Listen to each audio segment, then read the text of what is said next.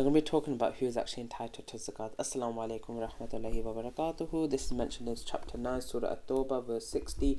Zakat expenditures are only for the poor and the needy, and for those employed to collect the zakat, and for those whose hearts are to be won over, and for the freeing of the captives, the slaves, and for those in debt, and for the cause of Allah, and for the stranded travellers, an obligation imposed by Allah.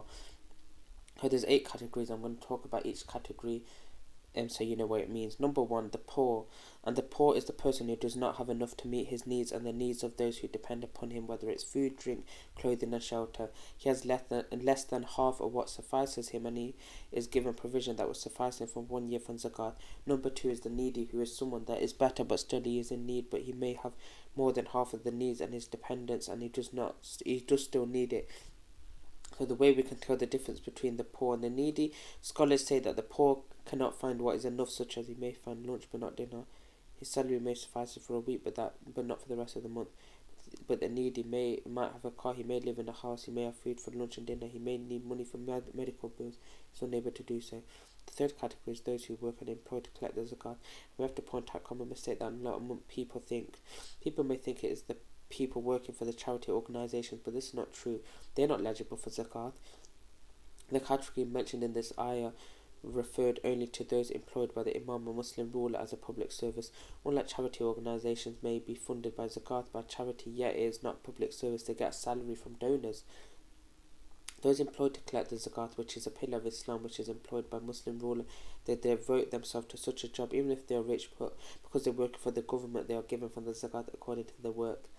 The fourth category is those whose hearts are to be won over, and this is the only category of zakat we can give to non-Muslims.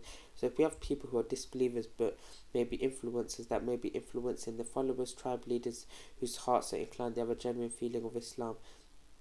If we give them some money, it would encourage them to enter Islam, which would include those who are behind them, or at least if we give them from the zakat their parent, their loved one, this would help.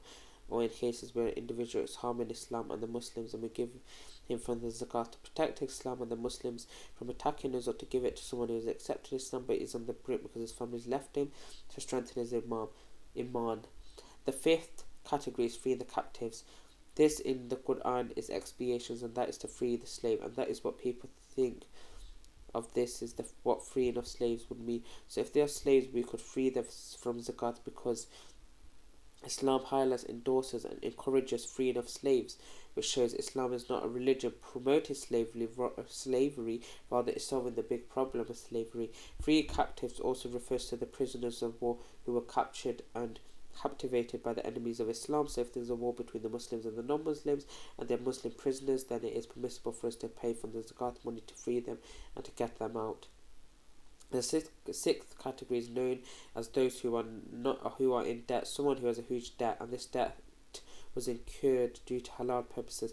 For example, someone who was in business and the business failed and he went through bankruptcy, and the debtors are on his case and want the money back.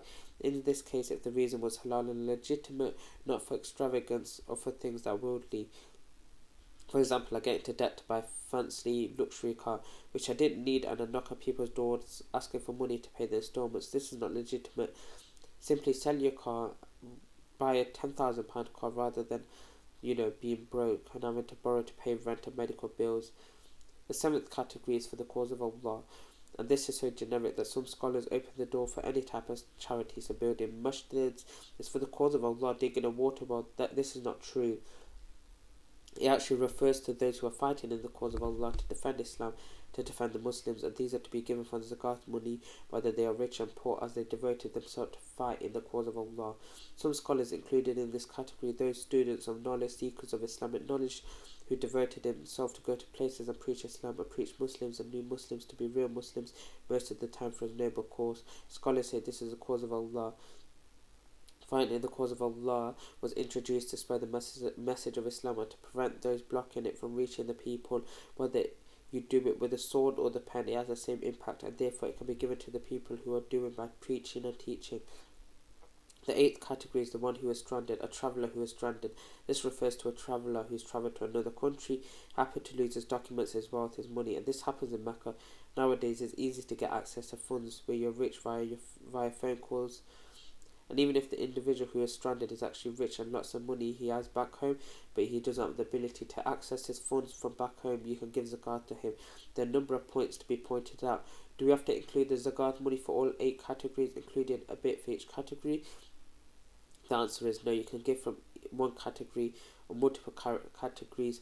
The choice is yours. Allah says, if you disclose your charitable expenditures, they are good, but if you conceal them or give them to the poor, that is better for you. You can give it to a specific category. The hadith of the Prophet ﷺ that zakat is to be taken from the rich and given back to the poor, which indicates that this is the case. I don't have to give it to all set 8 categories, each one of them at the same time. I can pick and choose.